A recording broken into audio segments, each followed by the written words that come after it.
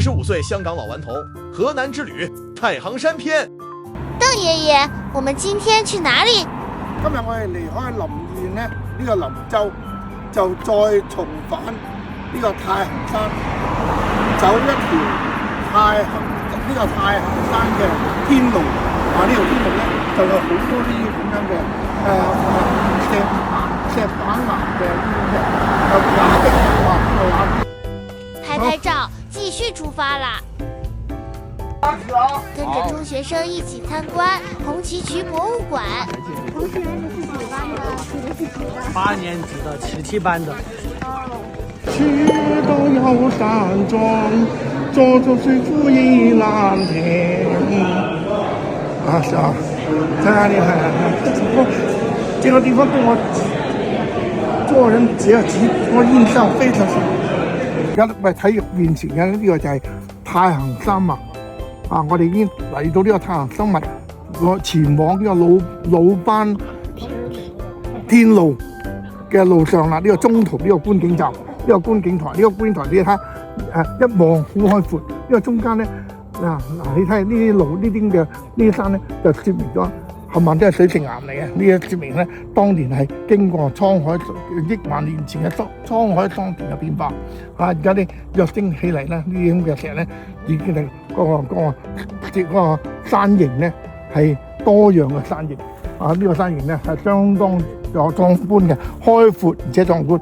你睇呢個三峽呢個峽谷上邊咧，亦都睇到呢個峽谷咧係有啲古嘅村落喺度嘅。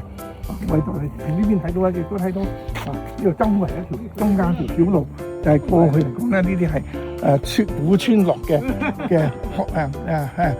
通道啦，嘅主要通道啦。我哋睇到呢啲山咧，呢個又叫做石板岩。由呢個下邊呢個樓梯落咧，就一直通落去下邊，拐個彎咧，就係下邊叫做魯班天梯啦。呢個魯班天梯咧，陡直嘅一條路，一條樓梯路，一條石板樓梯。呢個就係魯班天梯。好，第一陣我就去征服呢條魯班天梯。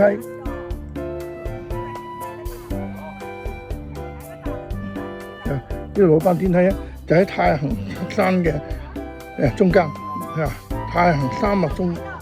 所以呢個就係相當崎嶇嘅一條路，年青人都唔容易征服，何況我呢個年紀咧？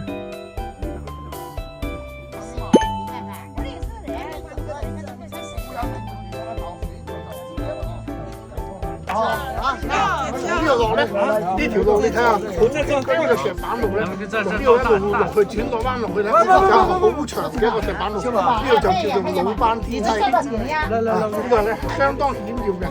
這還有一個廟，是吧？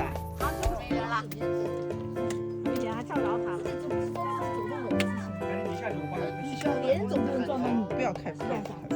這個房子很特別啊！很特別，對，非常特別的。它是用這個當地這個石板嘛，是吧？